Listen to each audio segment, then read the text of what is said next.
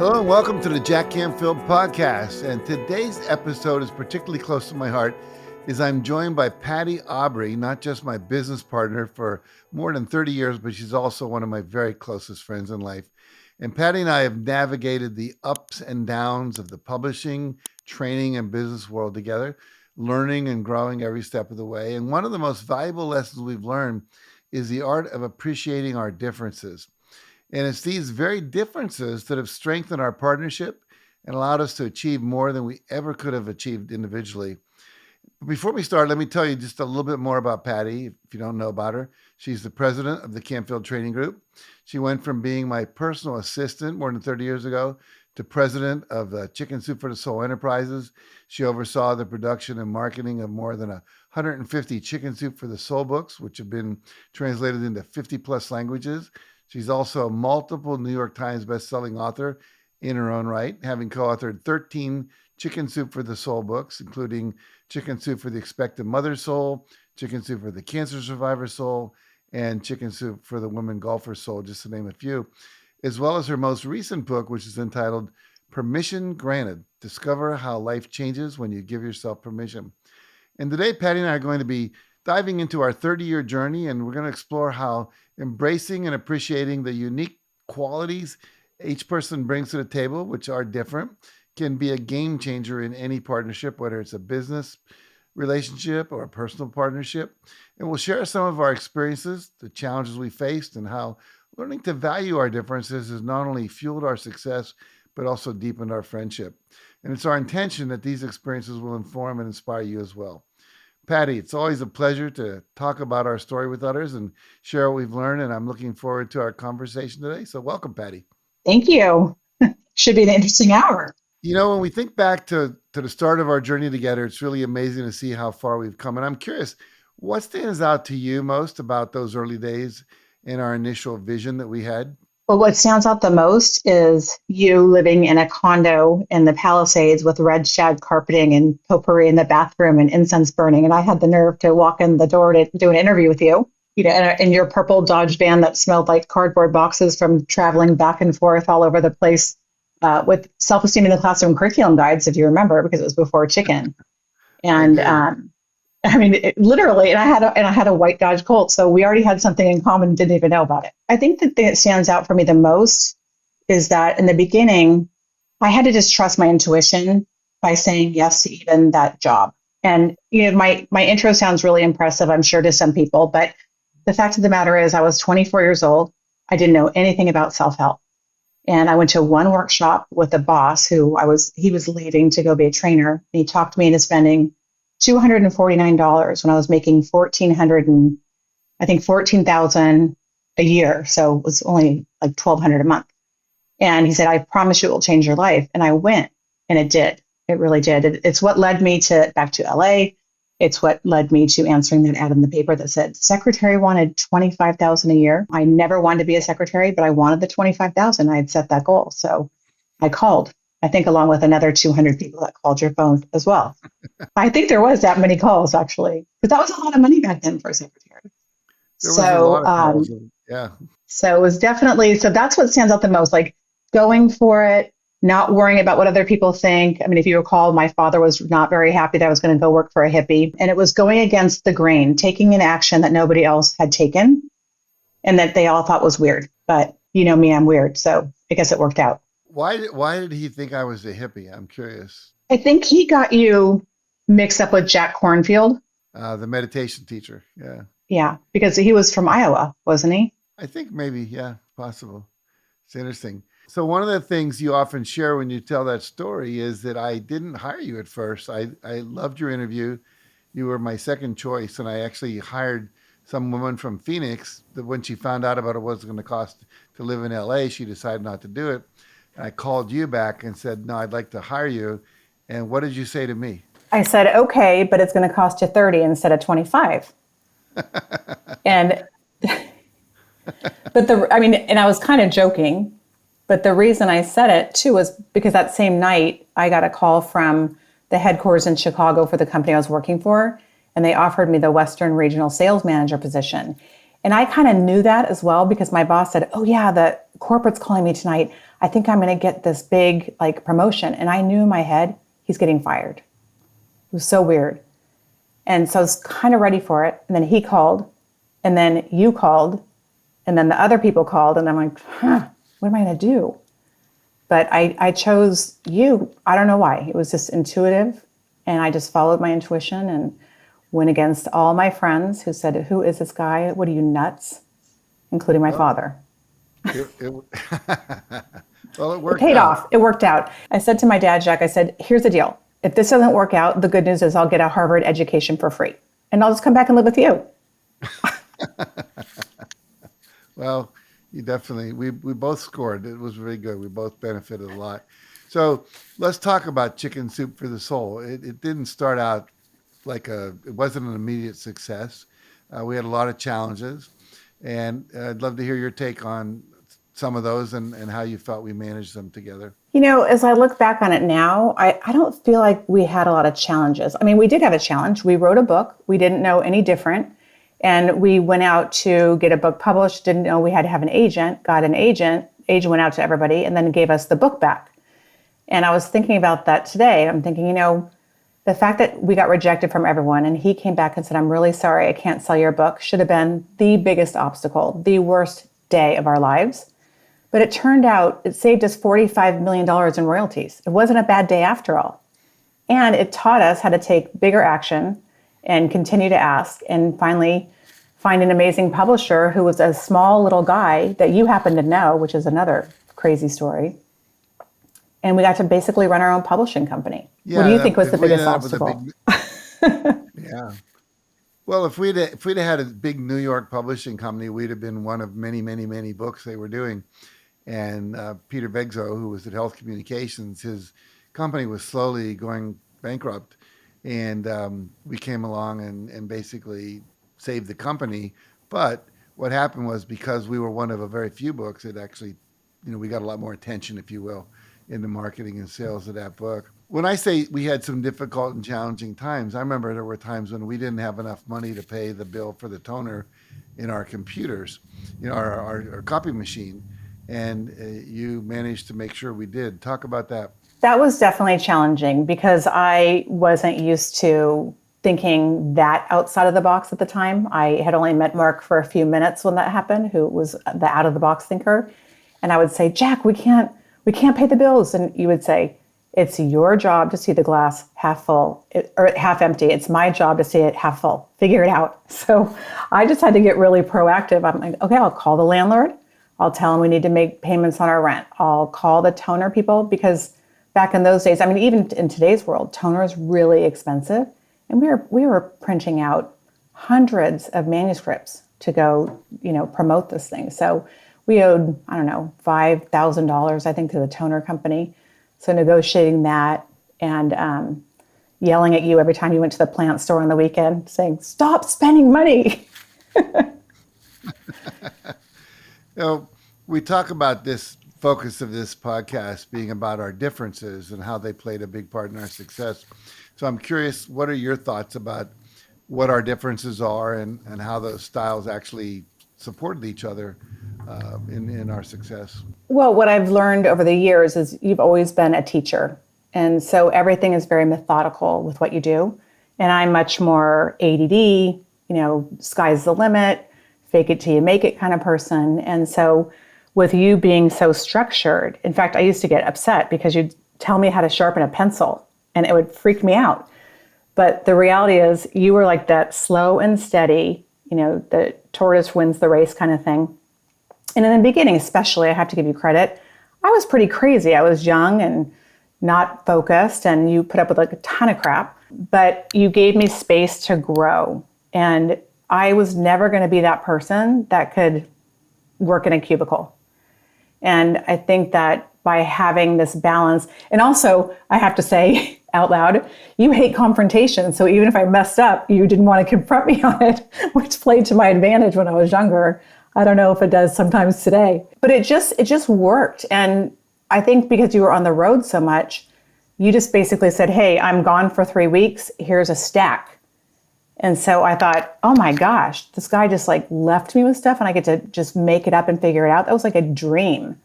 And so I think that's when you got home and I said, I'm changing my title from secretary to vice president of operations. I did. I did.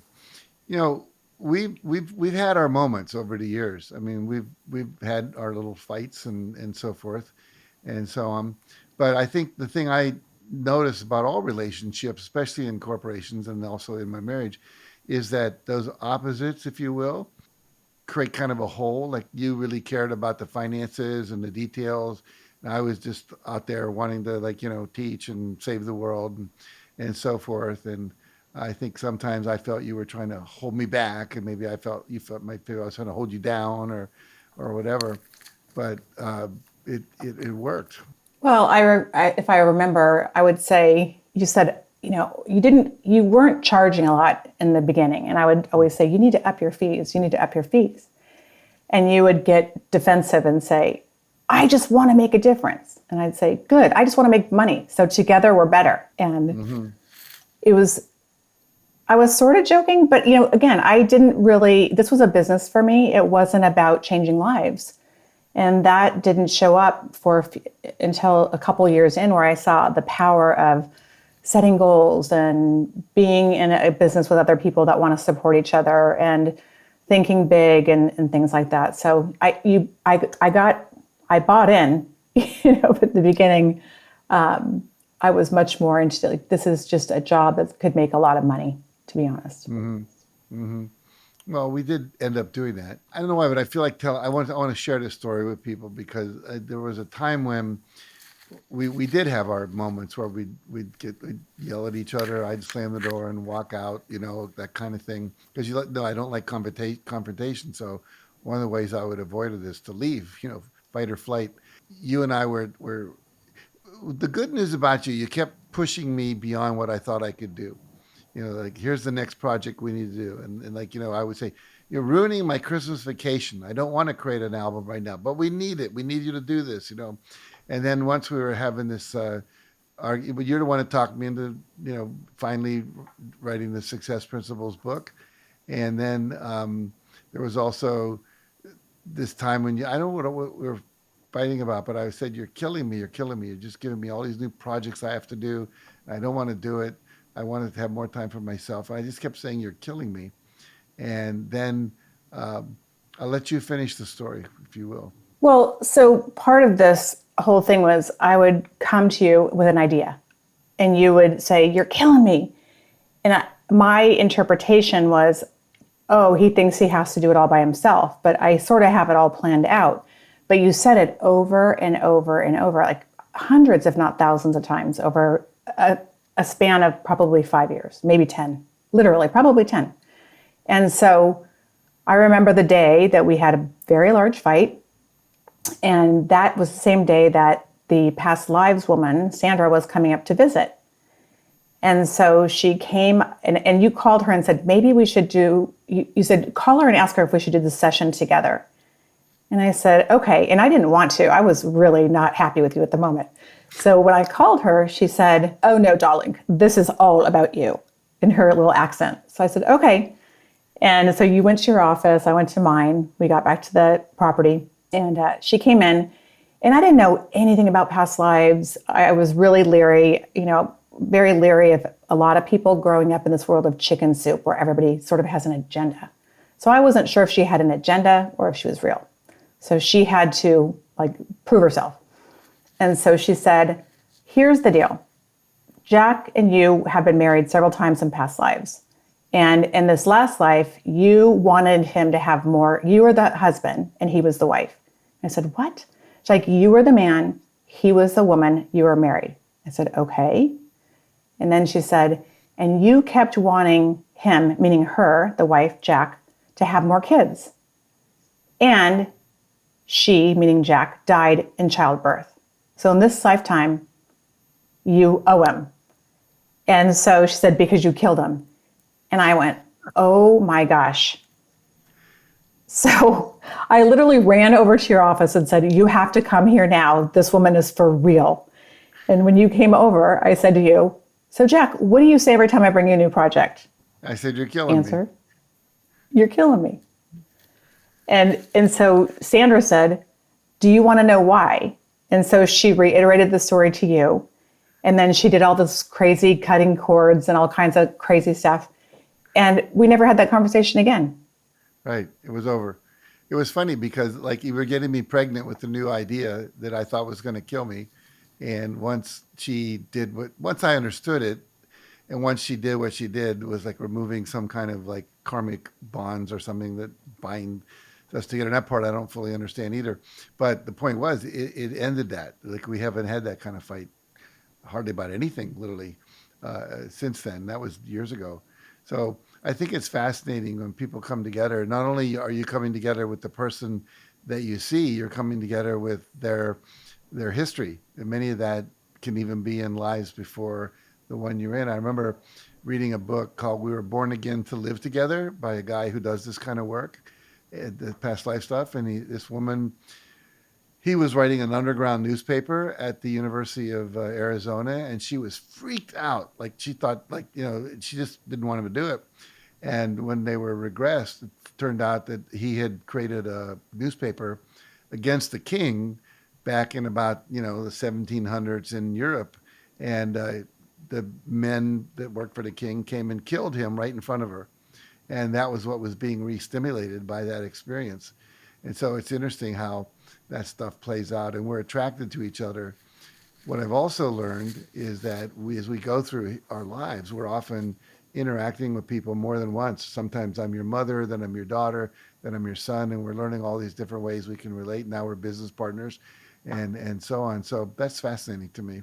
So the ending to that story, she Yeah. said, this lifetime is all about the two of you figuring it out because you have a huge thing to do. You're going to change millions of lives, and you're going to do it together. So you can't kill each other. Not allowed. So talk about this in terms of the doing things together to matter. One of the things you did because you kept coming up with all these products, we created this online train the trainer program where we train teachers to do the work on success principles.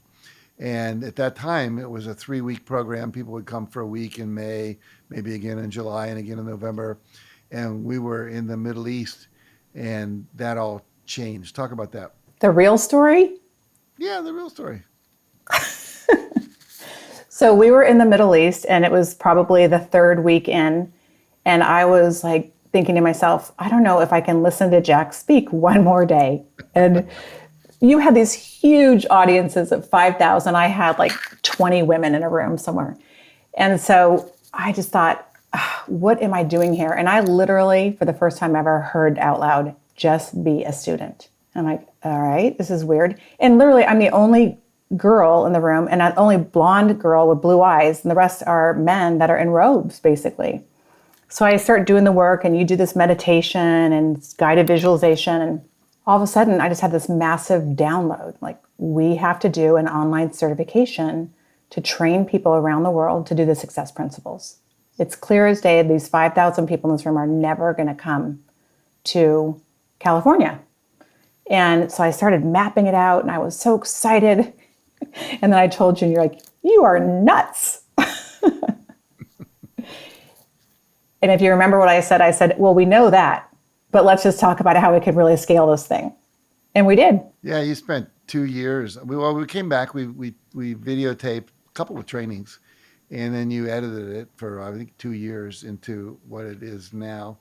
And then now we have like about 5,000 graduates of that program in 117 countries that are doing good work all around the world. One of my favorite stories is when the earthquake happened. My wife was there like a week before it happened. And the reality was we had people that have been trained in our work going village to village where all these houses that were built with stone and not the greatest cement, if you will, had fallen apart. And people were just sitting around like, in a daze and helping people realize they could rebuild their lives. And, plus people working in corporations, nonprofits, churches, schools in Africa. I just found out from Cynthia Kersey, who runs the Unstoppable Foundation, that literally thousands of people have gone through our Success Principles program as a result of what you created. So That's been quite profound. And then you came to me and said, we should have a goal to train 1 million people to train this work by the year 2030. And I'm thinking, there she goes again. and, and then I remember I just kind of shined it on for a while. And then one day I remember sitting in bed on a Saturday morning and I said, well, if we could do it, what would the math look like? How would we get to 1 million people, 1 million trainers? And I realized if we could train 1 million people to each train 1,000 people a year, in 8 years, you could reach 8 billion people, which is the population of the planet. And that kind of got me excited. And now we're at the place where we're training trainers of trainers and creating regional coordinators in places like India and Europe. And so this whole infrastructure is building. But again, it takes me a while to catch up to your visionary reality. But it requires that. It requires someone to have a vision and someone to be able to ground that, in practicality. So anyway, I appreciate that. Well, I think we switched roles at one point because you really had the vision in the beginning and then you were so into it. And then once I figured out I could do it too, I started to get more creative and started dreaming bigger. So it worked. But I think that's kind of a funny one too, because you didn't actually say you're crazy or too much so, but what I didn't realize about you for years, and this is for everyone to hear, the minute I would say, I have this idea or something other than you're killing me, you would ask me 1,000 questions and I would get so defensive. I'd be like, why are you asking this question? Don't you trust me? I've helped you make all these millions of dollars. What's wrong with you? And I think this probably went on for, 15 years. And then one day you said, I just have to catch up. It's not that I don't trust you. And I went, oh, I guess I made that about me. Why didn't we have this conversation a long time ago? Would have saved us hundreds of fights. So that's why I think it's kind of comical today. It was worth sticking it out for the last, actually, it's been 35 years. We tend to tell ourselves stories that don't support our future. We make it about us when it might not have anything to do with us. Like your thoughts didn't have anything to do with me, but I made it about me, which is not a good place to live. Well, when we think about telling ourselves stories, talk about how you got involved with the first chicken soup book that you co-authored. So the first chicken soup book that I co-authored was, I started it in 1995 when I just had JT and my husband came home and said, hey, I have good news and bad news. And I said, well, what's the good news? Or I said, what's the bad news? And he said, your mom has breast cancer. I said, what's the good news? He said, they caught it really early. They couldn't even see it on the mammogram. She just knew it was there and they got it out. And so she had to go through radiation. And my sister was working for us at the time. And she was studying for her nursing state boards. And she said, why don't we put together a book, Chicken Soup for the Surviving Soul, for mom while she's going through her cancer treatment? And I said, well, that'd be really cool, but why would Jack and Mark let us do that? We work here. I can't believe I ever said that. If you're out there listening, never say that. And she said, are you kidding me? Who else deserves this more than you? You were starving for 4 years before the first book ever hit the light of day. And, you deserve it. And so I was scared to death to ask you guys. So we put together a proposal. We went into this conference room. I was so freaked out, like he's going to say no. I don't think I was ever that nervous, ever. And I said, we want to do chicken soup for the surviving soul as fast as I could for my mom. And you guys looked at each other and went, yeah, cool, great. I'm like, oh, yeah, cool, okay. Well, you wrote a book called Permission Granted, and it's kind of about that, like giving yourself permission to, show up, stand up, speak up, ask for what you want, do what you want. Talk about that a little bit. I thought about this probably, in 2012, and it was during a frustrating moment. I've had many, I have to admit, I'm far from perfect. And I was like, I just want to give myself permission to just say whatever I want and don't care about what people think. And, because I was raised Catholic. I feel judged very easily. I get defensive. And so I played with the concept for 3 or 4 years, permission to not give a F or permission to whatever. Came up with all kinds of sarcastic things, but I had to work through the sarcasm to get to the grace before I could actually deliver it and not embarrass both of us. I thought about it and I struggled with it because I thought, oh gosh, I'm concerned that you're going to think I'm jumping ship and maybe I should be doing the success principles for women first. And I kind of knew, and the kicker, the icing on the cake was my mom had been re-diagnosed with cancer and she died right before that book. And she made me promise, she said, I promise me you will not be invisible. I did not raise a daughter to be invisible. Give yourself permission to show up. And that put me over the edge to do it. And so I remember I was in my Nashville house, you were in Santa Barbara, and I called you and I said, call me at 3:00 on Saturday. I need to talk to you, which probably was a little alarming for you. I don't typically do that. And when you called, I remember what I said. I said, I have to tell you something. And I was nervous again that you were going to be upset that I wasn't going down this other road. And I said, I've met someone. And you said, who? And I said, myself. Do you remember that? Yeah. And I just said, you know what? I need to do permission granted first. I need to give myself permission to do this so I can talk about it more. And then I can do whatever you want. And you said, great, how can I support you? And I said, well, let's see. That's a good question. Let's dial back to when you were my age. You can work for me 18 hours a day, drive an hour and a half each way to work, and do whatever I say, just for a day.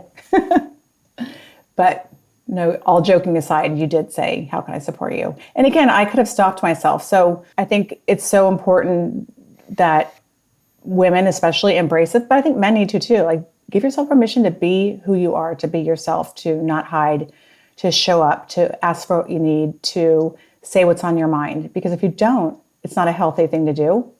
And it makes life more fun too, because I think relationships can really deepen when you have those crucial conversations. So that's just me again being, 2 steps forward, 1 step back, and asking anyway. And I think the biggest thing that you and Mark both taught me was ask, like take action. And so often we get so afraid, we're in fear, or we get paralyzed almost by thinking, what if I get turned down, or what if they say no? So because I've been asking for so much stuff for the two of you for so long, when I had to ask for myself, it was a little bit easier. It wasn't easy. It was a little bit easier. And I see so many people that they don't ever ask for anything, and then they have a huge ask, and you want to throw up on yourself. So I always tell everybody that I work with, if you just ask for the little things, ask for, can I borrow a cup of tea? Can I borrow some sugar? Can I borrow your t-shirt? I don't care what it is, but start practicing that muscle before you ask for that big raise, or you ask for the book, or you ask for whatever it is that you truly, truly want. And it's scary because you got to balance it out. Yeah, I know it's a big, for me, asking was really hard in the beginning because I was so afraid of rejection. And then we wrote a book called The Aladdin Factor, How to Ask for Anything and Get It.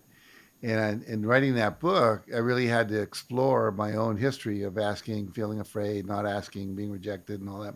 And then realizing eventually that, the worst that happens is you get a no, and you already have a no before you ask, so it can't get worse. And so that was really helpful. And every program we do, we talk about the steps of having a vision that supports your purpose, turning it into goals, creating affirmations and visualization. And then you got to act. And one of the major action is asking and rejecting rejection. And so that's been core for all of us, you, me, everybody we work with. And so it's interesting that we all have to go through that, it seems, at some point. And if you don't ask, still have that quote on my computer. If you don't ask, you don't get, from Gandhi. And he asked the British to leave India, and that was not an easy ask. And eventually, because of the nonviolence, they did. So it's very, very important. Well, it's kind of fun, too, to make it a game. Can I tell another story? Sure, of course. That's what we're here for. Do you know what story I'm going to tell? I have no idea. I love this when you don't know. Okay, so we were in San Diego doing a workshop for trainers, and we were we're walking down the beach walk, and there's this restaurant, and it's packed. It's a Friday night, and let's eat there. And you said, we can't get in there. We'll never get in there. I said, I'm going to ask. And you're like, you're crazy. And part of what worked for us was, I don't care. I'm obnoxious. Like, I wasn't Mr. Chicken Soup. I had nothing to lose and everything to gain. And so I said, I'll bet you $100 we'll get in there. And you're like, fine. And I didn't have $100. As you know, I never have cash on me. And so I went up to the gal at the front, what are they called? The hostess. And I said, yeah. I had to size her up. Like, she probably read Chicken Soup for the Teenage Soul. And so I said, by the way, have you ever read Chicken Soup for the Teenage Soul? And she said, oh my gosh, that's my favorite book. And I said, good. That guy behind me, he bet me $100 we couldn't get a table. He's the chicken soup guy. I can give you the $100 or him. She's like, right this way, Mrs. Aubery. I think you're a little mortified. No, but it was really good, because I realized in that moment that here I am teaching all this stuff, and I still had that little glitch of like, thinking we can't, and I tell people, never say I can't. And there I was doing it. Fortunately, that was a number of years ago, so I can pretend I'm beyond that now. But what happened was, I learned from you with that. I learned from you. I can now walk up at the front of a line at an airport where it's like, there's no chance I'm going to make the plane, and talk to the guy who's checking in everybody out to the curb and say, what would it take to get you to bring me number one in line? And I said, would $100 do it? And they go, yes, sir. I wouldn't have done that 10 years ago. And at some level, I used to feel guilty about that. But now I've learned, if you don't ask, you don't get. And I've made flights that I would have missed otherwise. So it's thank you for the lesson. I appreciate it. Well, you taught me the lesson, and you were asking for contracts, and you were asking people to buy into your dream. Like, if you ask people to come to, hey, you want to join the Transformational Leadership Council? They say yes. So you just ask on a different level. You methodically think it through. I'm more of a random asker, where it's like, oh, we're in this line. Let's go do something crazy. So it's not that you don't do it. You're just not as obnoxious as I am. Well, we're moving toward the end of our time here. Is there anything else you want to talk about or share or ask? Or I would say, for anybody listening, trust your intuition, figure out what you're passionate about, do what makes you happy. Don't take no for an answer. Ask questions if you want, but don't let somebody crush your dream. I really believe that in the beginning of Chicken Soup, we didn't have all the noise and the chaos with social media. We had a fax machine and a phone. And we weren't comparing ourselves to other people on Instagram or Facebook. And nobody had any reference to whether or not this was going to work or not. There'd never been anything like it. And we went for it. So don't let anybody steal your dream, and surround yourself with people that will support who you are, what you do, and how big you think, because it's going to be necessary if you really want to make it work. That's great. Talk for a minute. I know, I'll just tell everybody, we Patty's still president of Canfield Training Group, and we co-lead almost all the things we do now: workshops, retreats, our legacy club, our Reignite Your Life mastermind group, etc. And so Patty has become, a partner with me in that work as well, but also has her own gigs that she does as well, and developed her own company. So talk a little bit about pattyaubery.com. You have some groups you do over there, your audience builders, things like that. And then we'll give out your website, and people can reach out to you if they want. What I love to do kind of as my side hustle is look at what's missing in the market. What do our students need? And so because we work with a lot of authors and speakers and coaches, lots of times they don't know how to build their brand, or they don't know how to articulate what they do and what problem they solve and what they have to offer. So they don't typically know how to build a business or an audience. And so I love to do that and coach people along that way. So that's called Audience Builder.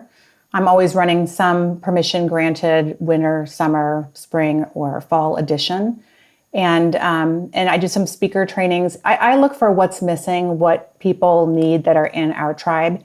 And I try to create it and help them get through something more quickly than I did, because we took especially me, I took a long time to get where I'm at. And I really want to get people there further, faster, with less effort and more support. So I'm kind of known as the chief believer and the cheerleader. So if you need one of those, you can check it out at pattyaubery.com, or you can come to BTS with Jack and I and see us there. or anything else that we do. I'm hard to lose. I leave a trail everywhere. Well, BTS is Breakthrough to Success. We do that a couple of times a year. If you go to jackcanfield.com, you can find out about that. And one of the things, Patty, I love this little metaphor you always share with people. You say, we know a lot of you are trying to do a lot of different stuff, especially if you're in the training, coaching, authoring business. And a lot of times there are people out there offering all kinds of services that don't really deliver. And Patty always says, if you get on our train, we won't let you off in a bad neighborhood. So we've literally explored what works, what doesn't work, and make sure that we've curated that so you're going to get the best possible advice, support, training that you can possibly get. Thank you, Patty, for being on my podcast. This is fun. I've enjoyed it. You're welcome. My pleasure. Anytime. I'm All just right. over here hanging out. Okay. And thank you for watching, all of you today, joining us. And do make sure to check out Patty's website. Check out ours as well, jackcanfield.com. Lots of trainings that are online. Some are click to buy, some you can do at your own pace. Some are live, some are hybrid. But our commitment is to help you get to where you want to go. So wherever you are, in whatever area of your life, whether it's financial, health, fitness, fun, relationships, whatever, we want to help you live the life of your dreams. We've been doing that now for millions of people all around the country. And if you'd like to learn how to teach that, which is a huge need for right now in the world, especially after the pandemic we've gone through, we'd love to share with you how to do that as well. So thanks for joining us. We look forward to seeing you next time on the Jack Canfield podcast.